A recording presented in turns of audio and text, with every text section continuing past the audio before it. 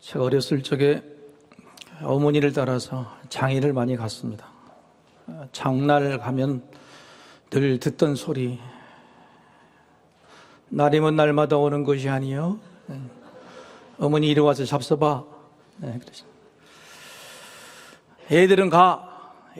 그래도 나는 끝까지 버텨서 그 자리에서 반드시 선물도 받아가고 그랬습니다. 만병통치약을 팔았던 그런 장터에 사람들 추억이 있습니다. 근데 이번에 제가 인도네시아에 가서 이 만병통치약을 팔고 왔습니다. 만병통치약이 뭐였을까? 물파스였습니다. 물파스를 이렇게 들고 만병통치약이라고 팔고 왔어요. 사실 어렸을 때 종기가 나면 어머니가 물파스로 종기 주위에 이렇게 동그랗게 이렇게 발라주셨어요. 낫더라고요. 심지어는 배가 아픈데 배 위에다가 물파스를 동그랗게 발라주셨어요. 나았어요. 제가 왜 물파스를 들고 인도네시아 교회에서 설교를 했을까? 하나님의 사랑이다. 물파스가 어떻게 배를 낫게 하겠습니까? 어머님의 사랑이죠. 왜 내가 그렇게 해야만 했느냐? 인도네시아 교회가 많이 아팠어요. 제가 방문해서 설교한 교회는 3개 교회였는데, 반동에 있는 샬롬 교회, 찌마에 있는 마라나타 교회, 바다라랑의 알파 오메가 교회였는데, 이 3교회 모두가 최근에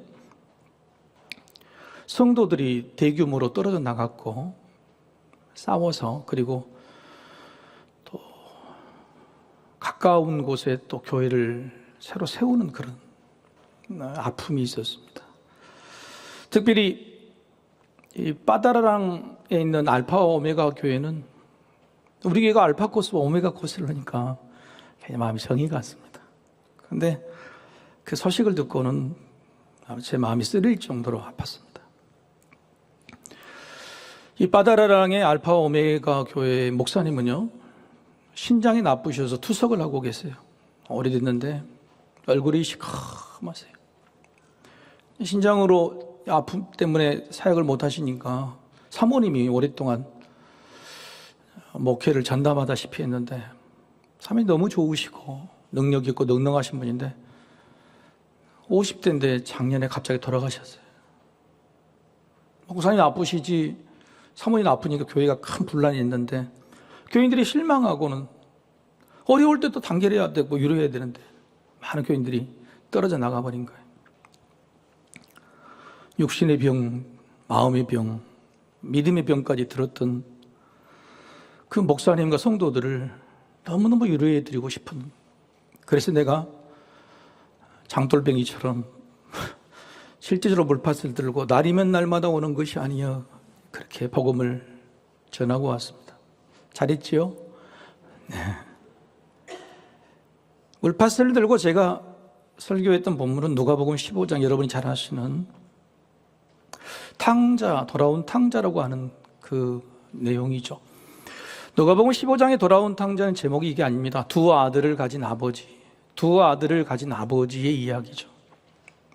아버지의 유산을 미리 달라 세상에 나가서 다 탕진해버리고 부끄러운 마음으로 돌아온 둘째 아들, 그 둘째 아들을 위해서 잘 돌아왔다 장치를 열어주는 아버지를 보고 큰아들이 삐져버린, 나는 아버지를 위해 헌신했지만 아버지는 나를 위해 잔치 열어준 적이 없다. 나는 우리 동생을 받아들이지 못하겠다. 작은 아들도 문제고 큰 아들도 문제. 근데 이 두 아들을 모두 받아주시는 하나님 아버지의 사랑이에요. 교회가 이제 문제가 생겼다고 교회 밖으로 나가버리는 둘째 아들 같은 성도들이 막 교회 안에 남아있지만은 큰아들처럼 저들이 들어온 것을 받아주지 못하겠다고 그렇게 버티고 있는 성도들. 그러나 그런 성도들, 큰아들이든 작은아들이든 모두 치유받고 회복될 수 있는 것은 두 아들 모두 품어주시는 아버지의 사랑이다. 이 만병통치약이다. 이렇게 전하고 왔죠. 사람이 사는 곳은 한국이나 인도네시아나 언제나 사람은 다투고 갈라지는 일이 다반사인 것 같습니다. 여러분, 자녀들이 서로 다툰다 그러면 부모가 제일 속상하잖아요. 하나님의 자녀들이 아들, 딸이 다툰다.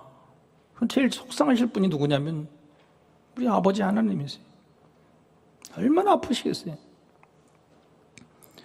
하지만 속상하시다고 손 놓을 하나님이 아니시죠. 그래서 오늘 본문의 말씀은 자신의 독생자 외아들 예수 그리스도를 이 땅에 싸우니까 화해자, 중재자로 보내주셨다고 하는 이야기입니다. 오늘 우리 본문을 자꾸 오해해요. 너무너무 잘 아는 본문인데 이 땅에 예수님께서 오셔서 하나님과 우리를 화해시키시겠다, 화목하게 하셨다고 하는 내용이 아니에요. 사람들이 싸운다는 겁니다. 그래서 자꾸 두 사람 이야기예요. 너희 둘. 에베소 교회 교인들이 싸우고 있는 거예요. 너희들이 싸우고 다투고 갈라지고 그것을 중재할 사람은 예수 그리스도밖에 없다라고 말하는 겁니다. 왜요? 사람의 중재요, 사람의 화목은요, 그렇게 할 수 없기 때문에 그래요. 자, 두 사람이 싸운다고 하십시다. 가운데 중재자가 있어요. 변호사든지 누구든지. 그러면 이 가운데 중재하는 사람이 자기가 손해보고 희생하고 이 두 사람을 화해시킬까요? 세상에 그런 사람은 없습니다. 둘이 화해하고 중재하다가 자기가 손해보면 빠져버려요. 너희들끼리 해라고. 변호사들이 자기 돈 내놓고 손해보고 중재합니까? 안 하잖아요. 여러분, 세상의 중재는요, 화해에 합의를 하고 나오면은 완전한 남이 되게 만드는 과정이에요. 화해나 중재가 이후에 하나가 되어서 다시 손을 잡고 사랑하며 화목하게 됐다, 그런 거 본 적이 없어요. 세상에 있는 모든 중재와 화해는요, 단지 가장자 합의를 끝나고 나서는 남남이 되는 길을 가는 거예요. 세상에는 더 이상 싸우지 않게 하는 중재 정도이지 하나가 되는, 그래서 한 마음으로 한 뜻으로 다시 나아갈 수 있게 만드는 화해는 이 땅에 없다. 역사가 증명합니다. 그런데 예수님의 화해는 다르시죠. 예수님은 자기를 희생하셨어요. 양쪽 사람 너희들 조금씩 손해봐라, 그렇게 화해라는 게 아니라 너희는 그대로 있고 내가 손해보겠다, 내가 희생하겠다, 내가 죽겠다, 그렇게 화해를 시켜주신 화해자 예수 그리스도의 십자가의 화해 마음, 오로지 하나 되게 만드는 화해라고 말하고 있습니다. 십자가 화해를 오늘 본문에서 어떻게 말하냐, 16절에서 18절 말씀 제가 읽겠습니다. 또 십자가로 이 둘을 한 몸으로 하나님과 화목하게 하려 하심이라. 원수된 것을 십자가로 소명을 하시고 또 오셔서 먼 데 있는 너희에게 평안을 전하시고 가까운 데 있는 자들에게 평안을 전하셨으니 이는 그로 말미암아 우리 둘이 한 성령 안에서 아버지께 나아감을 얻게 하려 하심이라. 이 둘이 뭐 계속적으로 싸우는 사람들이. 에베소 교회의 상황이 그렇습니다. 싸우고 있는 이 둘이 누굴까요? 바로 유대인과 이방인이었어요. 둘 다 교회 안에 예수 그리스도를 믿게 되었는데 출신이 다르다는 겁니다. 한 사람은 유대인, 한 사람은 이방인들이. 쉽게 말하면 한쪽은 박힌 돌이고 한쪽은 굴러온 돌이. 이 문제를 해결할 수가 없는 거예요. 사도 바울이 로마 감옥에 갇혀 있는데 에베소 교회 소식이 들려옵니다. 여러분, 에베소 교회는요, 사도 바울이 무려 3년 동안을 머물러서 교회를 만들었던 교회예요. 그뿐만이 아니에요. 끝나고 나서 자기 아들 디모데를 거기 목회자로 또 보냅니다. 디모데 이후에 누가 가냐면 또 사도 요한이 갑니다. 사도 요한 이후에 초기 교부들이 거기에 진을 칩니다. 왜냐하면 이 에베소 교회가요, 여러분이 보시는 요한계시록에 나오는 소아시아 7교회 이상의 많은 교회들을 책임지고 있는 가장 큰 교회예요. 전진 부대가 에베소 교회예요. 에베소 교회가 살아있어야 다른 교회도 다 살게 되는 거예요. 근데 에베소 교회의 소식이 로마 감옥에 사도 바울이 들려옵니다. 하나는 좋은 소식이고 하나는 나쁜 소식. 좋은 소식은 뭐냐면 저들이 예배도 잘 참석하고 신앙생활을 열심히 하고 있다. 나쁜 소식은 뭐냐면 그렇게 보이는데, 그렇게 함께 예배도 하고 봉사도 하고 서로 사랑하는 것처럼 보이는데 그 속에는 다툼의 여지가 있다. 늘 깨어지고 분열될 소지가 많다고 하는 소식이 들려오는 겁니다. 특별히 이 이방인과 유대인들이 싸우게 만드는 다툼의 소지가 뭐냐? 오늘 본문에 사도 바울은 이렇게 말해요. 원수된 것이라고 이야기해요. 얼마나 그게 싫었으면 원수된 것이라고 말해요. 그게 뭘까요? 바로 율법이에요. 유대인들은 자기들은 율법을 주장하는 간통, 반습, 혈통, 자기들이 그동안에 여기서 40년, 50년 동안 내가 지켜오고 해오고 봉사한 게 얼마나 많은데 박힌 돌이라고 하는 겁니다. 그래서 굴러온 돌 이방인들에게 너희도 율법을 지키라고 이야기하는 거예요. 차별하는 거예요. 싸우는 거예요. 사도 바울은 이 분열의 소지, 원수된 것을 무너뜨릴 수 있는 유일한 분은 바로 예수 그리스도, 바로 십자가, 그분이 가져오신 화해라고, 이게 만병통치약이라고 말하고 있는 것이죠. 여러분 약국에서 약을 사시면 약 표면에 여러분 설명서를 읽습니까? 설명서에 두 가지가 있죠. 하나는 약의 효능과 부작용, 그리고 복용 방법이 있어요. 에베소서도 마찬가지입니다. 십자가 화해라는 예수 그리스도의 만병통치약을 어떻게 그 약을 어떻게 쓸 거냐. 1장부터 4장까지는 약의 효능에 대해서 이야기를 해요. 그리고 5장과 6장은요, 복용 방법에 대해서 이것을 어떻게 십자가를 가지고 너희들이 사랑하며 살 하나가 될 거냐라고 방법을 이야기해 주고 있죠. 오늘 그 이야기를 여러분과 나누고자 하는 겁니다. 제가 어렸을 적에요, 초등학교 한 1, 2, 3학년 때 저희 집에 밥을 먹으면 밥상머리에 사람이 몇 명이 앉냐면 15명 정도가 앉아요.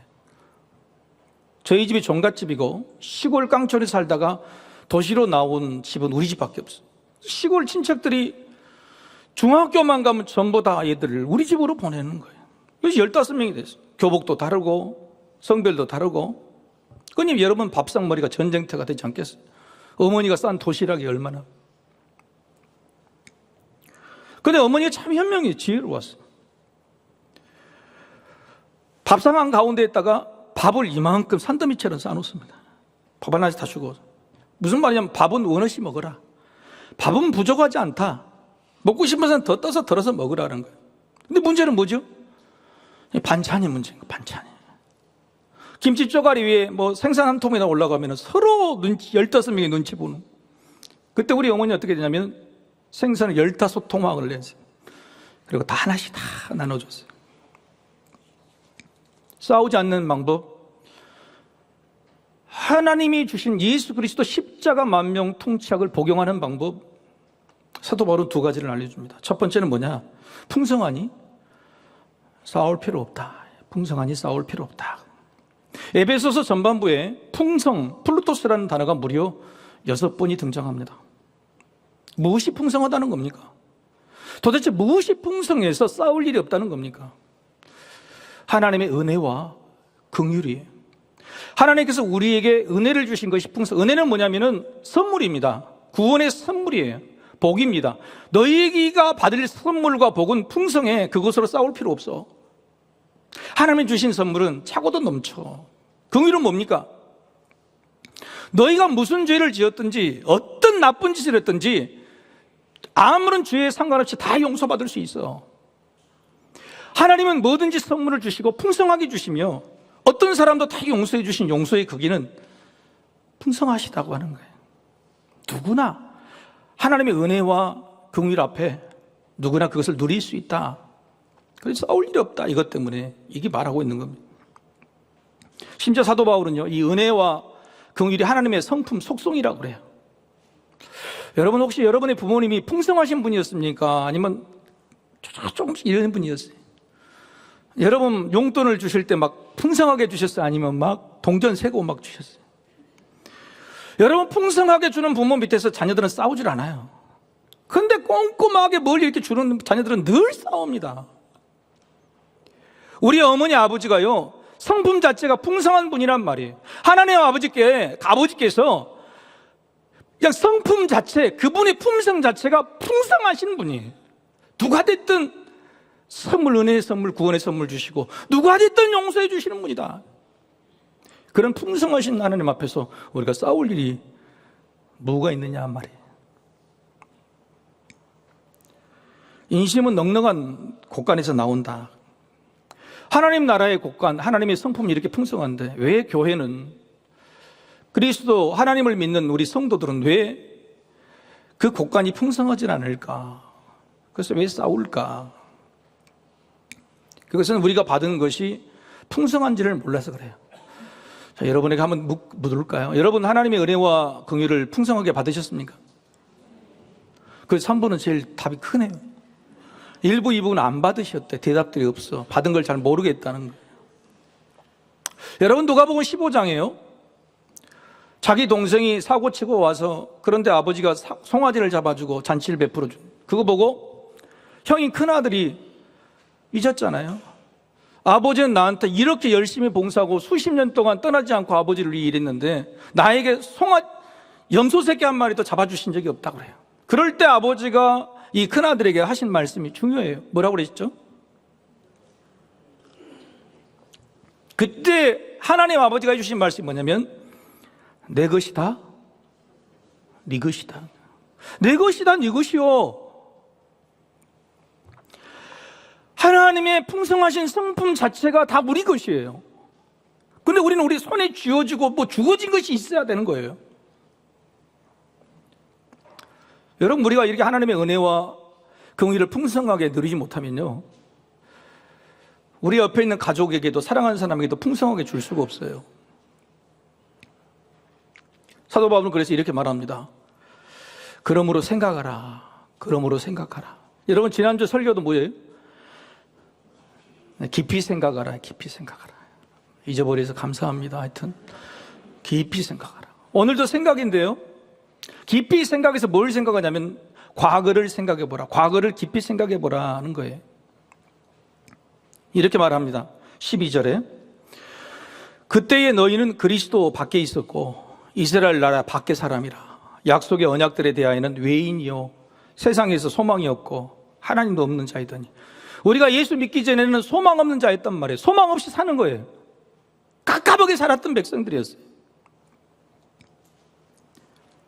이번에 인도네시아 단기 선교를 가신 분 중에서 인도네시아를 처음 가신 분이 이렇게 많으셨어요. 근데 그분들이 하신 말씀이 한결같이 제가 귀담아 들었더니 이렇게 하시더라. 인도네시아가 꼭 우리 대한민국의 70년대 같더라. 70년대. 사실 몇 년 전에는 50년대, 60년대 같았는데 지금 많이 발전한 거예요. 여러분, 이 말씀이 인도네시아를 무시한 게 아니에요. 거기 가서 뭘 보고 된 거죠? 우리나라를 보게 된 거예요. 우리나라의 60년대, 70년대에 어떻게 살았는지를 보게 되는 거예요. 우리가 단기 선교를 통해서 보게 된 것이 뭐냐면, 깊이 생각하게 된 것이 뭐냐면 우리의 과거예요. 우리의 과거를 인도네시아에서 보게 하셔서 우리 현재를 감사하게 하신 겁니다. 여러분, 우리는 인도네시아처럼 예수 그리스도를 박해했던 나라입니다. 수많은 사람들을 수천 명을 죽였던 나라예요. 그런데 그런 나라, 그런 박해했던 나라, 그 나라가 지금 풍성하신 하나님의 은혜와 긍휼, 용서, 그 선물을 받아서 어떻게 살고 있는지. 여러분, 역사를 무시하시면 안 돼요. 세상에 2000년 동안 수많은 사람들이 풍성하게 은혜를 받고 용서함을 받는 종교는 기독교밖에 없어요. 만약에 어떤 종교가, 어떤 신이 인색하다, 짜게 군다 그러면 그 종교는 2000년 동안 버틸 수가 없는 겁니다. 세상 어디에 가도 교인은 있어요. 하나님이 풍성하신 하나님이 아니라면 2000년 동안 그렇게 많은 사람들에게 은혜를 퍼부어 주시고 지금도 교회 없는 곳이 없을 정도로 교회를 만들어 이끌어 가시는 하나님 될 수가 없는 거예요. 풍성하시지 않으면 할 수가 없는 거예요. 여러분, 역사를 무시하지 마세요. 역사를 보면 그리스도교, 기독교가 우리가 믿는 하나님이 가장 풍성하신 분이다 하는 것을 그냥 증명받을 수 있는 것이죠. 과거를 돌아보고 같이 한번 읽어보십시다. 자, 시작. 과거를 돌아보고 겸손과 감사를 하는 사람이 미래가 풍성한 인생입니다. 하나님의 은혜와 긍휼이 풍성한 것을 깨달아 알 때 우리는 싸울 필요가 없음을 느끼게 됩니다. 두 번째, 각각 주었으니 싸울 이유가 없다 그런 겁니다. 그러니까 우리 어머니처럼 밥을 한 군데 딱 부어놓고 풍성하니까 딱 무조건 퍼먹어라. 그리고 나서 반찬은 각각 나눠주신 거예요. 에베소서의 4장에 보면은요, 은사와 직분에 대해서 설명이 돼요. 그러니까 너희에게 각각 나눠주는 것이 뭐냐? 그게 은사고 직분인데, 그것으로 너희는 풍성하게 살 수 있다. 남들과 비교할 필요가 없다라고 말합니다. 그런데 사도 바울은 4장에 나오는 은사와 직분 이전에, 그 이전에 너희 각자 한 사람 한 사람에게 미리 먼저 주신 게 있다는 거예요. 그것이 뭐라고 말합니까? 바로 17절이에요. 굉장히 중요한 말씀. 같이 한번 읽어볼까요? 자, 시작. 또 오셔서 먼 데 있는 너희에게 평안을 전하시고 가까운 데 있는 자들에게 평안을 전하셨어요. 뭘 주셨다는 겁니까? 평안이라는 것을 은사와 직분 대신에 모든 각자의 사람들에게 주셨다고 하는 겁니다. 아니, 이왕 주실 것이면, 각자에 주실 것이면 돈을 좀 주시지, 건강을 주시고 성공을 주시지, 왜 필요 없는 평안을 주셨을까? 왜요? 하나님의 계획과 예수님의 지혜로는 평안이 가장 중요한 것이기 때문에 그래요. 요한복음 16장 33절에 예수님께서 이렇게 말씀하셨어요. 16장 33절입니다. 그 다음 말, 이것을 너희에게 이르는 것은 너희로 내 안에서 평안을 누리게 하려 함이라. 세상에서는 너희가 환난을 당하나 담대하라. 내가 세상을 이기었노라. 예수님께서 세상을 지금 이기셨다고 그랬죠, 이미. 그런데 이 말씀을 하실 때는 십자가를 지신 후입니까? 지기 전입니까? 지시기 전이에요. 예수님의 승리는요, 십자가를 지시고 나서 죽으시고 3일 만에 부활하신 것이 승리가 아니고요, 예수님의 승리는 이미 십자가에 지시기 전에, 죽으시기 전에 이미 승리하셨다는 거예요. 뭘로요? 평안으로. 이게 중요한 거예요. 십자가로 이기시기 전에 이미 평안으로 이기신 분이 바로 예수님이에요.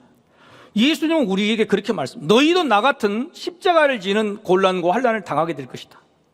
그 환난으로 너희도 죽고 다시 부활하면 그때 승리가 아니라고 말한 게 아니에요. 환난을 당했을 때, 어려움을 당했을 때, 죽을 것 같은 위기와 아픔 앞에서 너희가 평안을 유지한다면 너희가 이미 이긴 것이다라고 이야기한 겁니다. 반대로 우리가 이런 고난과 어려움, 이 두려움 앞에 화가 나고 억울하고 불안하다면 우리는 이미 십자가에 지기 전에 이미 진 것이죠. 싸우기도 전에 이미 진 것과 같다고 말씀하고 있는 거예요. 그래서 하나님께서는 우리에게 각각이 나눠주신 것이 가장 중요한 게 뭐냐면은, 우리가 죽어서 나서 나중에 천국에서 부활하는 게 중요한 게 아니고, 이 땅에 살면서 환난과 걱정, 근심, 두려움 앞에서 이길 수 있는 평안이라는 무기를 우리에게 주셨다. 여러분, 평안 받으셨습니까? 대답이 없어요. 아니, 예수님께서 사도 바울이 지금 이미 나눠줬다 그랬죠. 평안하십니까? 어려움과 환난과 두려움, 걱정, 근심, 염려 앞에서 이번 평안하십니까? 저는요, 교회당에 오면 그냥 편안해요. 몸이 피곤할 때 새벽 기도를 못 나올 때가 있어요. 근데 새벽 기도를 못 나오다 1시간 더 자는 것밖에 없어요. 6시쯤 되면 눈이 깨져서 불이 나게 수염도 안 깎고 막 옷 주섬 챙겨오고 교회로 옵니다. 근데 교회로 딱 내 방에 들어오면 편해요. 왜 그럴까요? 누가 보는 것도 아닌데. 하나님께서 나에게 이미 평안이라는 것이 뭔지를 알게 하신 거죠. 때때로 힘들고 어려울 때는요, 하늘을 향해서 이렇게 불러봅니다. 아버지 하고 불러봐요. 아버지. 아버지. 근데 아버지라고 부르는 그 순간에 형용할 수 없는 평안이 저에게 찾아와요. 내가 뭐 한 것도 없는데 원래 내게 있었던 평안이 있었던가 봐요. 내가 예수를 믿고 나서부터, 내가 교회에 오고 나서부터 하나님께서 우리에게 주셨던 그 놀라운 평안이라는 게 있는데 모르고 살았어요. 세상 자리가 아니라 하나님이 있는 만난 이 자리에 왔을 때 평안이 느껴지고, 하나님을 아버지라고 부를 때 평안이 느껴져요. 사랑하는 성도 여러분들이 부정할지 모르지만 이미 예수 그리스도는 여러분의 각자에게 평안이라는 것을 나누어 주셨다고 하는 거예요. 예수님은 십자가를 지시기 전에 그 위대한 엄청난 큰 싸움, 겟세마네 동산에서 이 땀방울이 피방울이 될 정도로 싸우신 것이 뭐냐면, 십자가를 지겠다 안 지겠다의 싸움이 아니에요. 예수님 안에 있는 평안이에요. 평안을 얻기 위한 싸움이었어요. 그 싸움에서 이기신 거예요. 어떻게 이기신 겁니까? 부활에 대한 소망이었어요. 자, 예수님이 겟세마네 동산에서 이미 부활하셨습니까? 안 하셨습니까? 죽기도 전인데 무슨 부활하셨겠어요? 우리는 자꾸 착각합니다.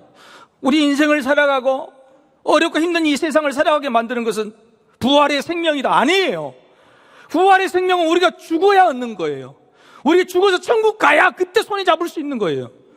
지금 우리가 이 땅에서 이미 세상을 이길 수 있는 능력이라고 주신 것은 뭐냐면은 부활의 생명이 아니고 부활의 소망이에요. 소망. 그 부활의 소망. 죽기밖에 더 하겠냐. 죽어도 다시 산다는 부활의 소망이 오늘 우리에게 평안을 가져다 주는 거예요. 화면을 보고 같이 한번 읽어보겠습니다. 부활 생명. 자, 시작. 부활 생명이 주는 평안이 화평을 만드는 것입니다. 그래서 그렇게 평안을 얻은 사람들이 이제 하나님 아버지께 함께 나아가는 것입니다. 그렇게 예수 안에서 하나님이 거하실 처소가 되기 위해 함께 지어져 가는 것입니다. 이야기. 부활 소망을 가진 사람이 평안하고 그 평안을 가진 사람이 안 싸운다는 거예요. 싸우지 않게 된다는 거예요. 그냥 서로 남남으로 갈 길 가자가 아니라 서로의 손을 잡고 우리 같이 가자, 함께 주 안에서 지어져 간다고 하는 거예요. 왜 박힌 돌, 굴러온 돌이 뭔 소용입니까? 교회 오면은 하나님의 은혜와 긍휼이 풍성한데, 각자에게 주신 그 평안이 있는데 그것만 누려도 너무너무 행복한데, 뭐가 부족하다고, 뭐가 인정받지 못했다고, 뭐가 마음에 안 든다고 왜 싸우냐고요. 싸울 일이 뭐가 있어요. 하나님 아버지 마음속에 대못을 받는 그 일, 왜 교회가 하고 있냐고요. 여러분 집에서도요, 불안한 사람이 싸웁니까? 평안한 사람이 싸웁니까? 불안한 사람이 싸워요. 집에서도 마음이 불안한 사람이 싸울 준비를 하고 살아.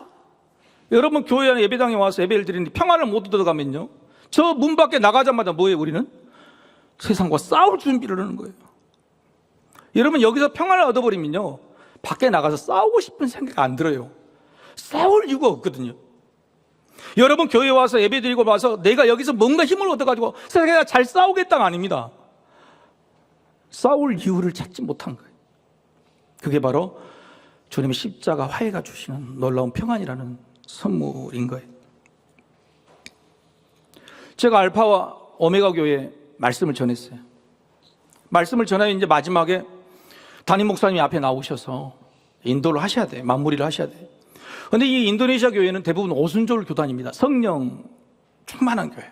그래서 찬양도 기도도 특히 마지막이 파송하기 전에 이 순서가 얼마나 중요한지 몰라요. 모든 교회가 아주 그냥 그때 담임 목사님이 막 붕붕 뛰우시고 얼마나 은혜가 된지 몰라요. 제가 이렇게 설교를 할 때 그 목사님께서 눈물을 훔치시더라고. 몇 번 우시더라고. 그래서 내가 스스로 그거에 더 감동이 돼서 하나님 감사합니다.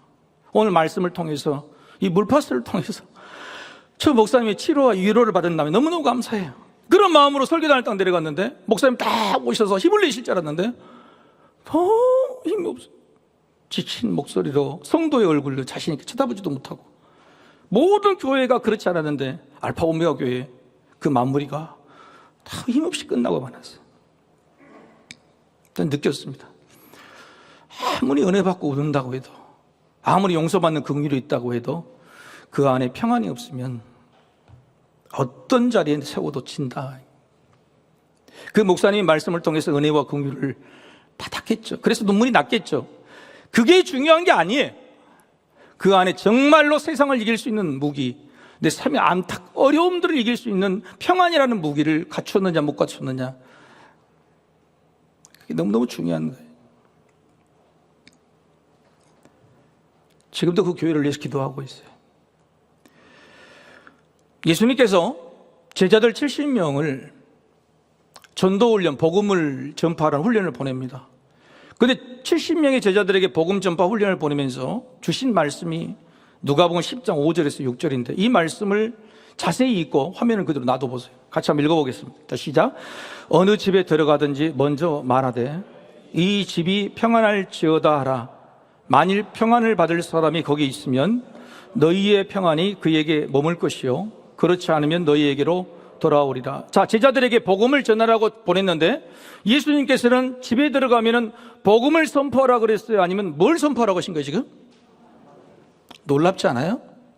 예수 믿으면 구원이라고 그렇게 선포하는 복음이 아니고요, 평안을 선포하라고 하는 거예요.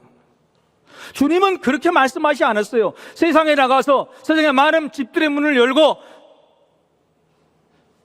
예수 믿어야 천국 간다고 말하는 그렇게 말씀 없으세요. 평안을 선포하라는 거예요. 평안할지어다. 예수님이 부활하신 다음에 귀신이라고 놀라는 제자들에게 제일 먼저 선포하는 모든 말씀들이 다 뭡니까? 평안할지어다 했어요. 주님이 이 땅에 가져오신 것은요, 평안인데 그 평안을 누리지 못하기 때문에 평안을 선포하라는 거예요. 근데 놀랍게도 그 평안이 주님의 평안입니까? 누구의 평안이죠, 여러분? 주님의 평안입니까? 제자들의 평안입니까? 이 말씀이 뭐라고 있었어요? 너희의 평안이에요.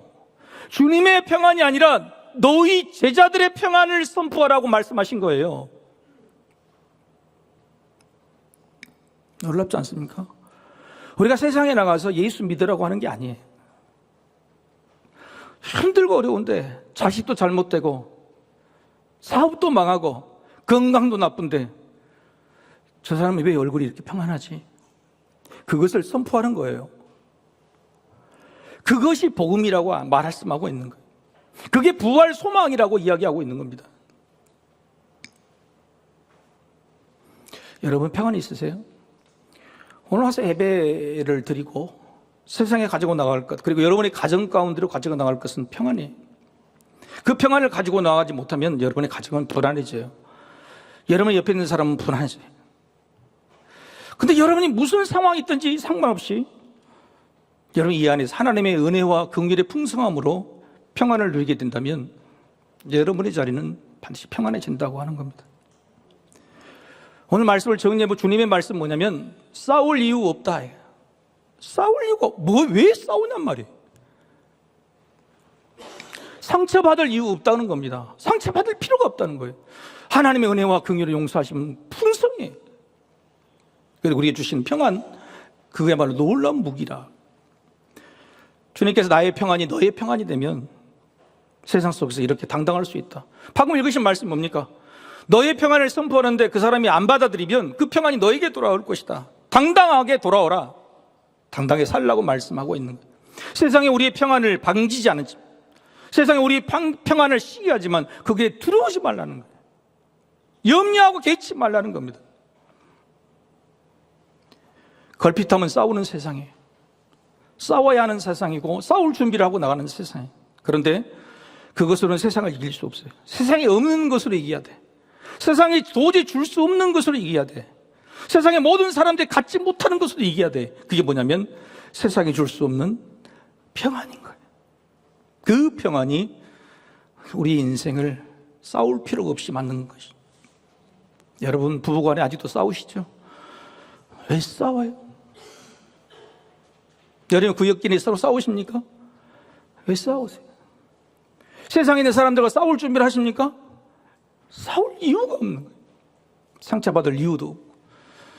주님의 그 평안이 여러분의 평안이 되셔서 싸울 필요가 없는 인생, 이미 승리한 인생, 여러분의 인생이 되시기를 주님 이름으로 축복합니다. 아멘.